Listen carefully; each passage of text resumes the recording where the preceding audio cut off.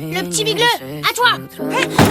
Mais pourquoi tu lui as tiré dessus? T'aurais pu lui faire mal à la tête. Je sais, je l'ai loupé. Non, viens là. Il voulait simplement attirer l'attention de sa mère de cette façon. Mais il ne s'attendait pas à recevoir seulement des reproches. Pourtant, ce qui se passe ensuite le surprend encore davantage. Ce jour-là, son petit frère vient dire à sa mère, complètement paniquée, que ses lunettes ont disparu. Mais la première réaction de sa mère est d'appeler immédiatement Kevin.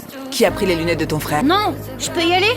Kevin, c'est pas marrant. Tu sais que ton frère a besoin de ses lunettes pour bien voir. Alors je vais compter jusqu'à 3 et tu me diras où elles sont. Kevin ne comprend pas pourquoi sa mère semble toujours préférer ce petit frère noir qu'ils ont adopté. Dehors, la pluie tombe à verse. Kevin reste assis seul devant la porte, un livre à la main. En voyant qu'il est encore en colère, sa mère lui dit alors ces mots. Je suis sincèrement désolée. Si tu me dis que t'as pas pris les lunettes de Randall, je te crois, chérie. Ok. On est à l'intérieur si tu veux quelque chose. En pleine nuit, Kevin se réveille soudain en sursaut à cause du tonnerre. Terrifié, il découvre qu'il est le seul encore dans la chambre. C'est alors qu'il remarque les lunettes de son petit frère sous le lit. Kevin descend aussitôt du lit et ramasse les lunettes. Il va dans la chambre de ses parents pour leur dire ce qu'il vient de trouver. Mais la scène devant lui le fige complètement. Son petit frère et sa petite sœur dorment tous les deux à côté de ses parents. À cet instant, Kevin ne peut s'empêcher de se demander si ses parents ne l'aiment plus. Après ça, il ne peut que s'allonger en silence au pied du lit de ses parents. Mais peu de temps après, sa mère se réveille et voit Kevin allongé par terre. Son cœur se serre aussitôt. Elle n'a pas le courage de le réveiller. Elle descend simplement du lit, le prend doucement dans ses bras et s'endort avec lui.